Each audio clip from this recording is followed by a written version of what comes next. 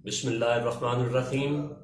एक नई अननोन सुन्नत के साथ, ये भी आपकी फिजिकल और मेंटल हेल्थ दोनों से बहुत ताल्लुक रखती है। I repeat my words, physical and mental health दोनों से बहुत ताल्लुक रखती है।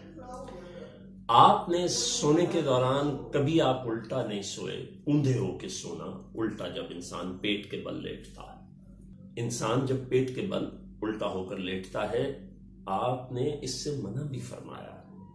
देखिए, हमें किसी सुन्नत पर अमल सिर्फ इसलिए करना है, किसी हुक्म रसूल को इसलिए मानना है कि अल्लाह के नबी ने फरमा दिया, और अल्लाह के नबी कुछ नहीं कहता सिवाय उसके कि जो उसे अल्लाह कहता है।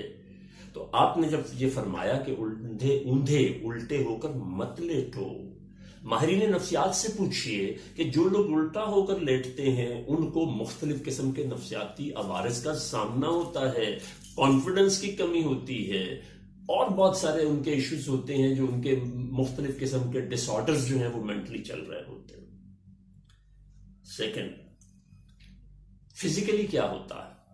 जब हम ऊंधे होकर लेटते हैं तो सबसे पहले हमें सांस की आमदो रफ्त में दिक्कत होती है। जब इंसान ऊंधा लेटता है, एक तो इंसान जब सोने की हालत में लेटता है, सोने की हालत में होता है, तो दोनों हालतों में आपकी ब्रीदिंग जो है वो शॉर्ट हो जाती है, छोटी सांसें हो जाती हैं, और उससे ऑक्सीजन बॉडी में उतनी ही कम जाती है, बॉडी में से कार्बन डाइऑक्साइड उतनी ही कम निकलती है। तो जिस्म जो है उसके अंदर प्रॉपर वेंटिलेशन का प्रोसेस स्लो हो जाता है, जो खून में ऑक्सीजन के लेवल को कम कर देता है, और उससे फिर जिस्म की जरूरियात जो हैं वो उस पर मुतासिर होने लगती हैं। फिर उसके बाद जो बोझ है फेफड़ों के ऊपर आता है, तो सांस लेने में वैसे दुश्वारी होती है।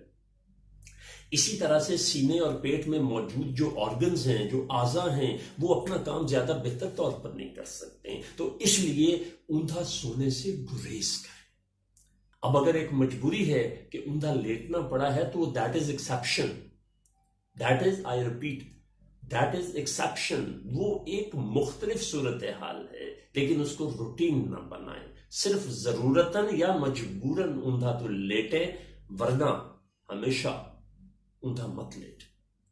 बहुत शुक्रिया।